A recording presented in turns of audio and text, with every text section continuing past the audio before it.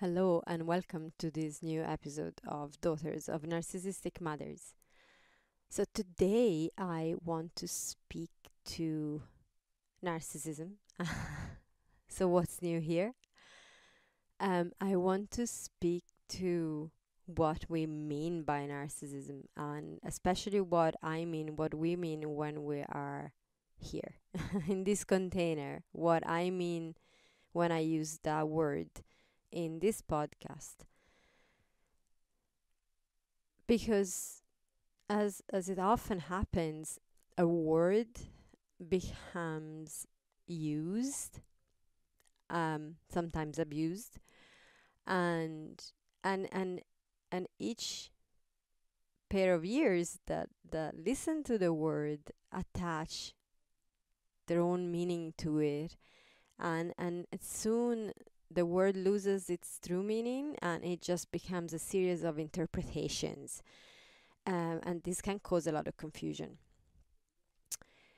So yes, I want to clear that because I hear quite often, in informal conversations, especially, um, women going, "No, my mother wasn't a narcissist.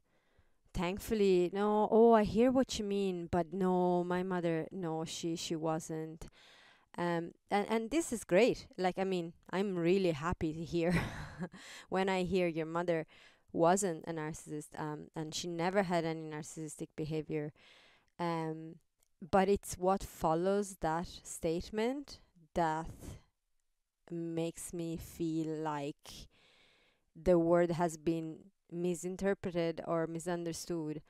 Um, because what follows that statement is truly, really interesting. Um, like, I give you some examples. No, my mother wasn't a narcissist, but yeah, no, she didn't dictate what I should or shouldn't do. She just didn't give me any guidance at all. Like, I could just do whatever I wanted all the time, and actually, I grew up feeling like I had no guidance, and then you see them pause for a moment. Another one is, no, my mother wasn't abusive. She was not a narcissist. Um, she used to beat me and she kicked me out of the house when I was 16, but no, she wasn't really abusive. And I know this sounds crazy, right? What do you mean your mother wasn't abusive? She used to beat you. Isn't that an abusive behavior?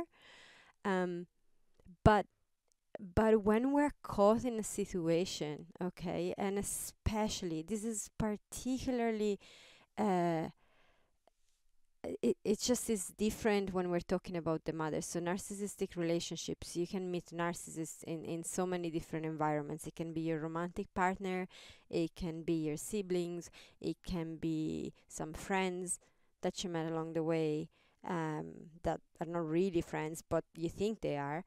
It could be your boss at work. So, we're gonna talk about it. It could be your step parents. I have an episode coming up on that topic.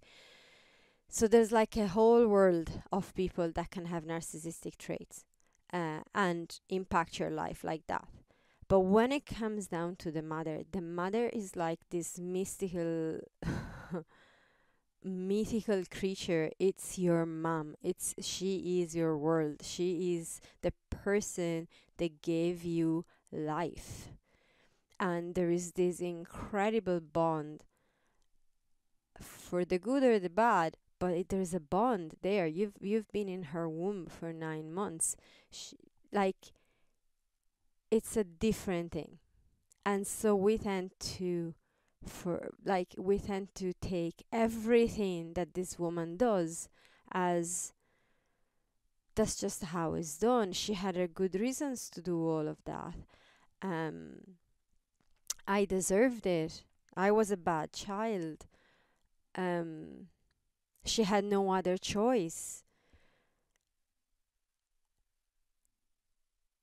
And that's so lovely. Like, I mean, I I'm not here saying that we shouldn't be compassionate towards our mothers as we shouldn't be compassionate towards other people. Of course, that has a really important part in the in the overall healing process. It is important. That's why I did an episode, 3 reasons why your mother behaved like that, why she was a narcissist, and it's important to understand the why behind all of it. Really, ultimately, um, what you're dealing with is a really deeply traumatized person that went through very, very difficult experiences at some point in her life, in her childhood, and and that's just how it is. That is true. But understanding and feeling compassion does not mean justifying, because we all have a choice at some point and we can choose how we behave. And if you continuously, repeatedly choose to hurt other people around you, then that's just not on. That is not a behavior that we are going to accept anymore. Um, so going back to what do we mean by narcissism? There's like, if you go online and search definitions of it, you're gonna find a lot of different ones. The main key point that is just a constant across all the definitions is that narcissism is it's considered a mental disorder with an exaggerated feeling of self-importance, but actually really low self-esteem. Um, and what does that actually mean? That although they seem to present themselves like they are superior to everyone else, they're absolutely incredible people. How they do things no one else does them. Actually, deep inside, they have a really, really, really strong sense of shame, and they feel very, very, very small. And to compensate that, to hide that shame, to keep it down, to keep it suppressed, to make sure it doesn't take over their life, they just take it out on others. Um, so, in many cases, you're not gonna find that the word narcissist is 100% clear and even appropriate. Like, it has, how I'm trying to find the right words here. It it's like it has a spectrum. So you're gonna have very strong narcissistic behaviors, and you're gonna have just phases of narcissism. You're gonna have narcissistic traits. So it's like it can be a little bit tricky. And again, ultimately, we can even forget the word narcissism altogether. Like, it's not to get caught in it. It's not like we want to box these people. It's not. The only reason why we use this word is because it helps us understand. Ultimately, that's what we need. Because I don't know if you're like me, and you're here seeking clarity, seeking healing, seeking happiness for you, the happiness you deserve. Um, that means you've lived a big portion of your life. I have lived a big portion of my life in absolute misery, feeling like I didn't deserve anything um, but the crap that I was getting, effectively. So that I was faulty, that I couldn't do so many things because I was not good enough to do so many things. And I actually believed that my mother's behavior was just normal behavior, and that like she was justified, and that other mothers surely behave that way. And when I started feeling like maybe that was not on, um I felt extremely alone in that. I felt like I was alone to deal with it. I felt like I couldn't speak about it, because I mean, speaking about your mother in less than loving terms is really not on. You just don't do that.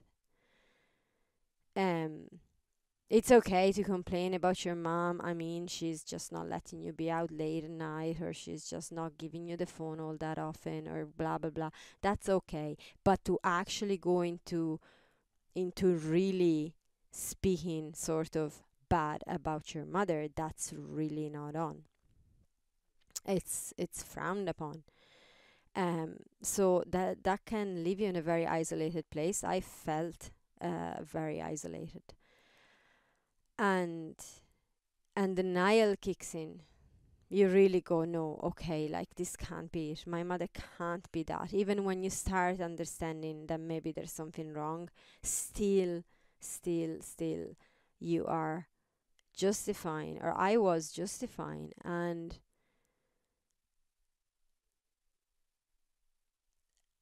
as I said, although compassion is really important, this is stopping a whole other part that is necessary. Like, until we really truly become aware of what was going down, we can't get gain access to other parts that are essential in the healing process. And one step is being angry at your mother, which does not mean go to your mother and start yelling at her. It means it's an internal process, and it's a process that you do in safe spaces. You do within your women's circles. You do it with your mentor, with your coach, with your therapist. You do it in safe places. But you gotta release all of that. You gotta access that energy. You gotta access that anger. That the part that is like, hell no, I'm not gonna take any more of this shit from you. It doesn't matter that you're my mother. Great, you one day gave birth to me. This was a whole lot of years ago, and you're still treating me like this. This does not give you any right to treat me like that. And can you feel that energy? Can you get what happens when you access that energy? You start setting boundaries. And we know at this point, if you've listened to this podcast for a while, you know the importance of boundaries. They are at the base of everything, of your entire healing process. If like it's an essential step, like beginning to set boundaries is fundamental. Until we do that, we are completely in their power, um, and we can't really get out of the hole we're in until we start setting boundaries. So that you gotta go accessing that energy. So whether you want to call your mother a narcissist, whether you want to say that your mother was abusive, or whether you want to just say that her behavior was not on, ultimately what we're looking at to really understand if your mother was or was not a narcissist, if what she did was not in tuning in with you, but was um satisfying her own emotional needs before yours. And again, that's why we use words that clarify things. It's tricky to understand that. We can have some cases, like as I said, there is a spectrum of narcissism, and some are really covert. And it's easy to see. Well, it's easier maybe to say that if your mother beat you often, or if like she's shouted at you, if she outright told you how useless you were, that's really in your face. There's some behaviors are really in your face, and there's other ones that are like more subtle. um like there are some mothers that are completely devoting their entire life to their children, like extremely so. They have no life outside of their children. And and you know, very often this is seen like as a really good thing. Look at that woman, she's such a good mother. I mean, everything she does is for her kids. All her life revolves around her children. Isn't she incredible? But why is she doing that? Why is she doing that? So if that was your experience, why was she really doing that? Was she doing that and being happy about it? She was like a really super satisfied person, or was she like always letting you know how much she was doing for you, that everything that she did was always for you, and how much she sacrificed herself for you? So the martyr mother, that's also a form of narcissism, because it is a way to make you 100% responsible for her, to guilt you into feeling like you need to give back constantly. And it's a you can never feel up. You can never pay your debt enough. You're constantly giving back, to the point that you don't have a life anymore, because you're constantly trying to fill her own bag, but yours is getting emptier and emptier. So you can see how that doesn't seem really abusive from the outside. A lot of people will think really greatly of a person like that, but actually in the child's experience, that's really, really, really hard, because ultimately it doesn't come from a steady place within the mother. The mother is grounded. The mother knows when to give, and the mother knows how to set rules. And it all comes from a grounded place. It comes from not high truths and massive opinions, but it comes from tuning in to the child's needs. And sometimes having more than one kid means that there's going to be different needs, and being able to tune into the needs of each of your own children, and just behave accordingly, so that there is a very good balance between allowance to develop their own identity and some kind of structure and rules of what you get to do and you don't get to do, but all for the benefit of the child. That's the ideal world. That's what we're trying to do, and all the while keeping the child safe. Um, and because, yeah, so keep that part in mind, like that ideal part. So I read a really interesting article the other day, that was talking from a psychology point of view about narcissism, and was talking about narcissism as a personality disorder, and and it was defining it as a personality disorder only. Okay, this is really important. Only when the narcissistic traits impair a person's daily functioning. And I find that's very interesting, because yeah, we only ever consider anything when that person can't function in society anymore.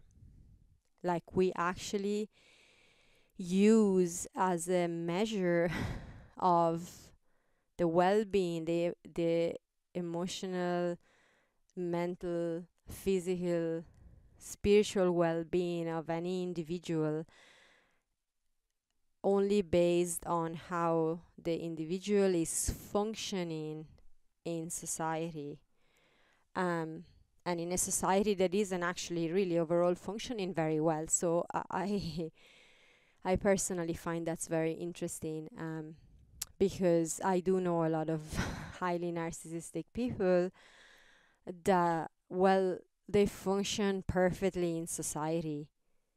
They really do. I mean, they're high achievers in so many aspects of their life. They have a career. They have a bubbly, amazing Instagram life, and so on. but they're really toxic for anyone that is around them. So whether you want to define that as narcissism or not, whether scientifically, whether psychologically, whether the academic world decides that that's narcissism or is not, I want to bring the focus on what it does to the people that are around them. And it doesn't matter whether they're functioning or not functioning. I've had I've had experiences of both in my family. Like my mother um doesn't really function very well in society, as her life shows.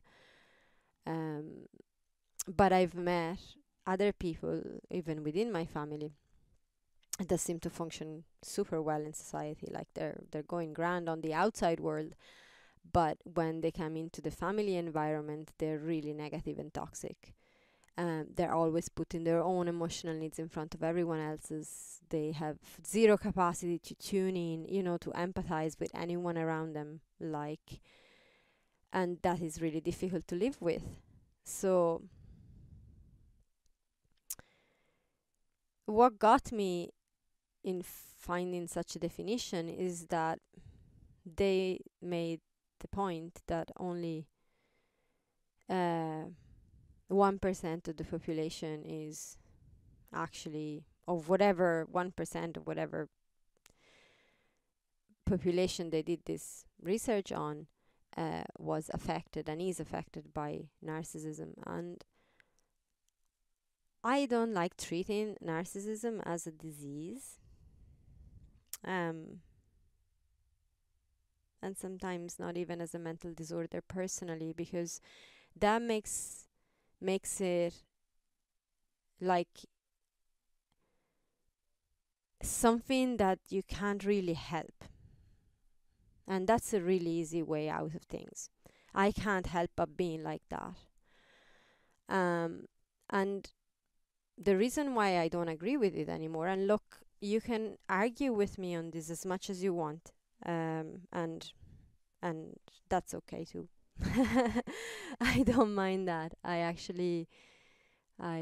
Yeah, whatever is your opinion, I value it and honor it, and you must have very good reasons to have that opinion, so that's totally fine.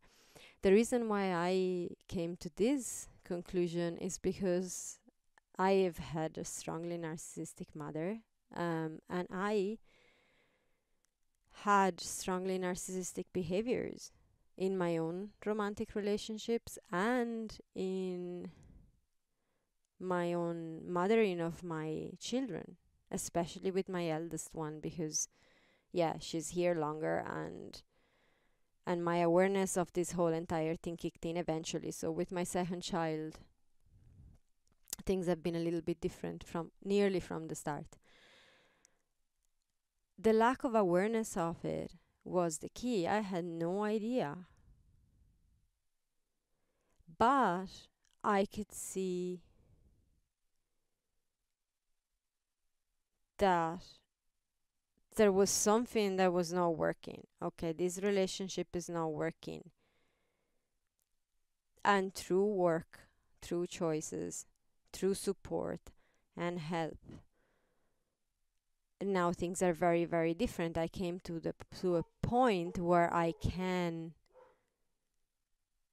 relate with my partner, I can relate with my children in a completely different way. So that's what I want to say. When we box someone into having a disorder or into having a disease, there is no allowance for change, there's no allowance for growth, there's no allowance for anything, for healing. And that goes for all those boxes. So yeah, I just wanted to say that again. You might resonate with this, maybe not. I'm basing this on what I've observed and what I've seen. I've even seen it in really in highly narcissistic members of my family. Some are still oblivious to it, but There's been some that have sort of come eventually and went, maybe, maybe I owe you an apology. I have actually made mistakes. And the moment you say that, the moment that happens, the moment that person does that, it means they've changed. There's an understanding.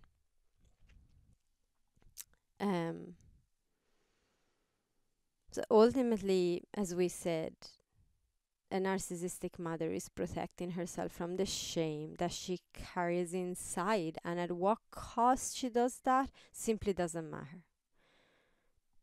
She can use violence, she can use emotional abuse, she can use controlling techniques, she can neglect. Like the first example, my mother wasn't really a narcissist. She just didn't give me any guidance. That's neglect. That is neglect. Maybe she comes from a highly controlling mother. Her own mother was highly controlling, was imposing, was violent, was telling her exactly what to do all the time. And so the reaction to that becomes no rules. You do whatever you want. But ultimately it's to soothe her own shame. It's not actually, because if you're tuning into your child, you will see and feel that there is a need for both. There is a need for structure, as well as there's the need for the freedom to explore. And there's a balance between those two that as a mother you need to navigate with all the nurturing and loving energy that goes with it.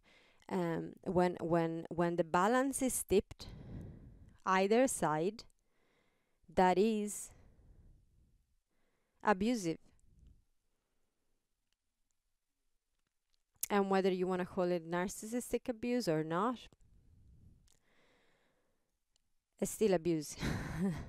It still leaves the child confused, conflicted, feeling faulty, feeling undeserving of love, feeling abandoned, which then brings a whole lot of problems when the child becomes an adult, as we well know at this point.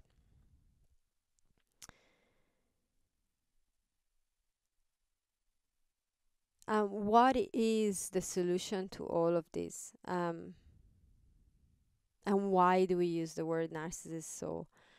It's because the awareness of what is going on is key. I know that from experience in so many different aspects, but one was massive. It was with my mother, of course. Like years and years and years of so much abuse that when I realized, whoa, okay, maternal narcissism is a thing. That's what I've been experiencing. I am not actually to blame for all of this. I am not faulty. You just have a whole bunch of issues and you're just throwing them at me any chance you get. And I get you have your issues, but they're not my issues. That was like massive. The amount of healing that came from that awareness alone, that kick-started the whole thing. The other awareness was narcissism in my romantic relationship. Like realizing that the way my partner was approaching me and treating me, that is just not on. That is actually narcissistic behavior. And again, it's not because I'm faulty, it's not because I'm broken, it's not because I constantly need to work on myself all the time. I do, of course, need to work on myself. We all do, but that's a different thing. We don't work on ourselves because we're broken and faulty. We work on ourselves because we're ever expanding. That's completely different. that was another big moment of awareness. And as I mentioned, the relationship with my own children, that was awareness the other way around. They're not bad children, they're not bold children, they're not too sensitive, they're not a mess. I'm just approaching them in a way that is completely not on and comes from all my woundings and all the trauma I've experienced. And that's okay, I have experienced all that, but that's not on that I just throw it into their face. So, all those moments in my life, that awareness has just changed so much for me. And it is at the base of the reason why I started this podcast. Um, because it's so key to let people understand what they're experiencing. That can make the difference. One episode, one key sentence that just you come across and resonates with you when you go, oh, yeah, that is what I've been through. Wait a second. And then you're looking at your entire life under a completely different lens. You're looking at yourself in a mirror in a completely different way. And from that place, healing happens. Healing happens inside. Change happens. So if you're amongst those people, you're here. So you have awareness at this point as to what's been happening to you. If you're new to this podcast and this is the first episode you're listening to, then you're gaining awareness. And you can go back. There's like, for example, the 10 key signs your mother is a narcissist. Like, you can go listen to that. You can listen to the boundary setting episode. You can start just becoming familiar with all of that. You that are now aware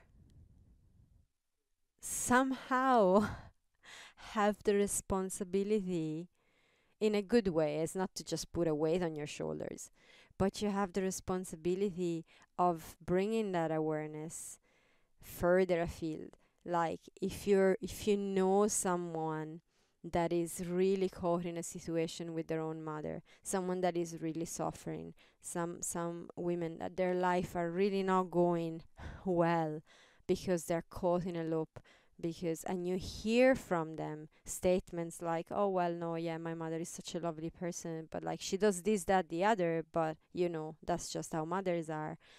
Gently, really gently, and with a lot of kindness, challenge that. Because that little bit of, you can always say, well, I hear you on that. Do you mind me sharing my own experience on that? This might not be your case, but what you just said made me think about my own experience, and this is what I've realized. And then I came across, maternal narcissism, and wow, I've learned so much about my mother. Maybe, you might just have a look into it. Being really kind, really gentle. It's a delicate thing, but that can really support someone. I remember the first time that someone actually told me, yeah, I hear you, and you're so.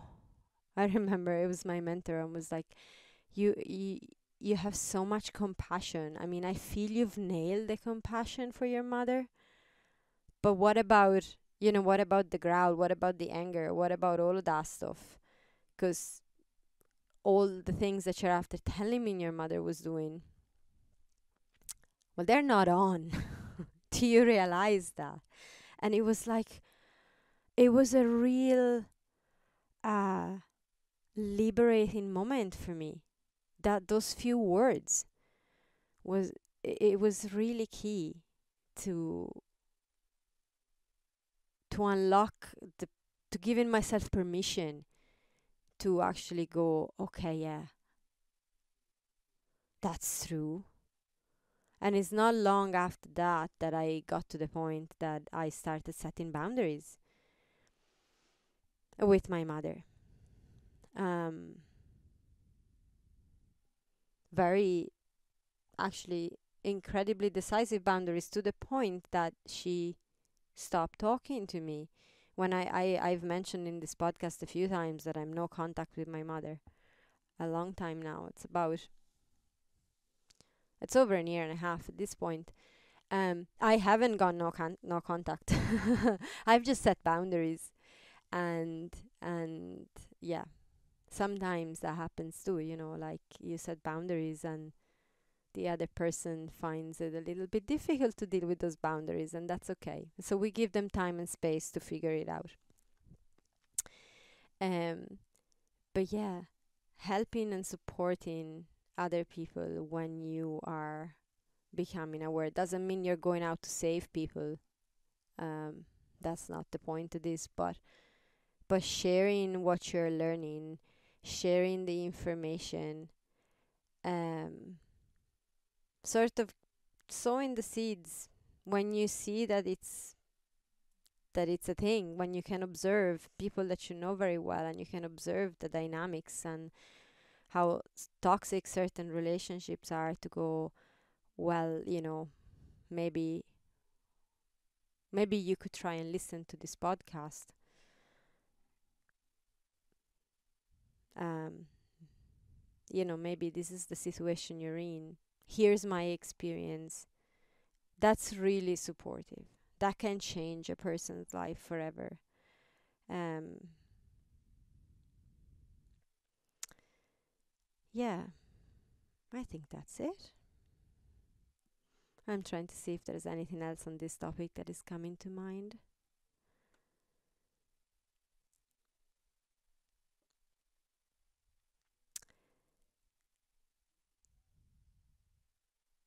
Yeah, and so to wrap it up, to go back to what we started with, the word narcissism is used in so many different situations, is understood differently by different people. Um, some people are refusing it altogether. What is really important to understand is that the generations we're coming from, we have mother wounds. We we hardly I do not know anyone to this day. I actually have never met a woman that has that does not have some mother wounds.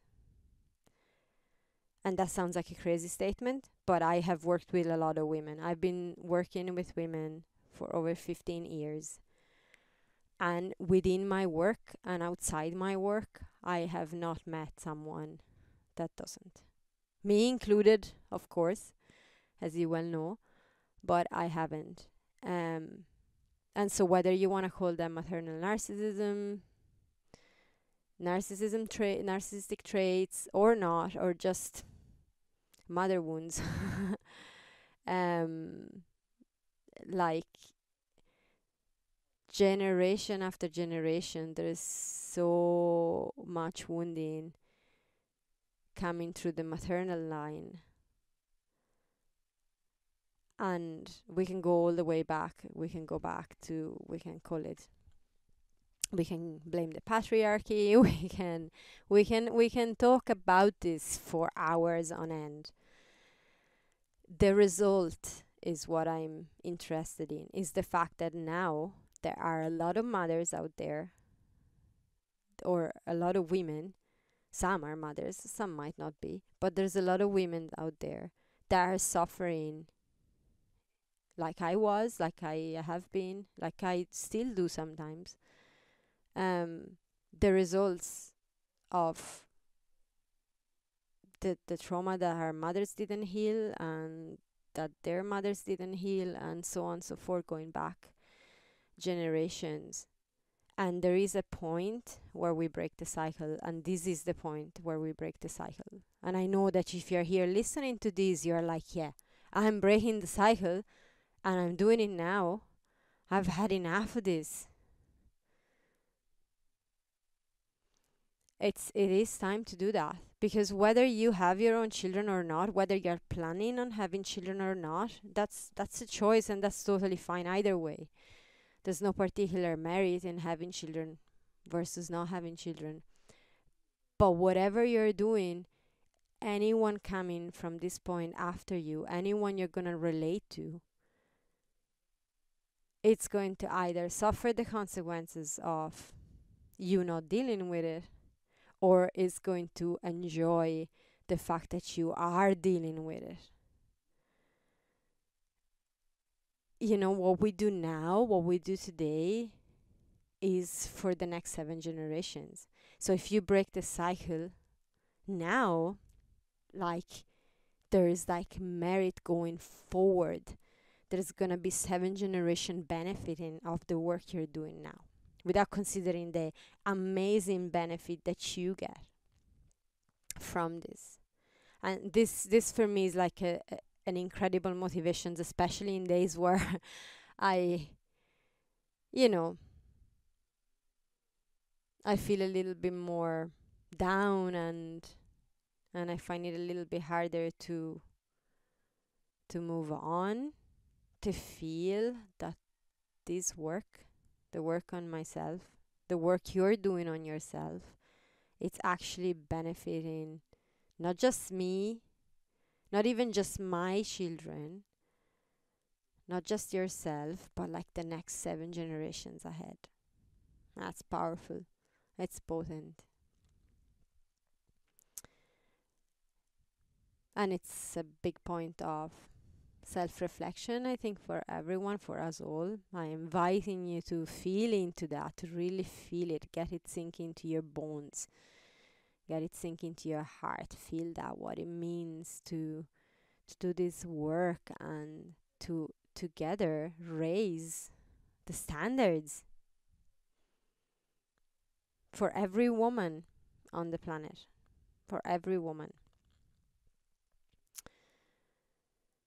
Because, yeah, every woman deserves to feel seen, safe, and loved.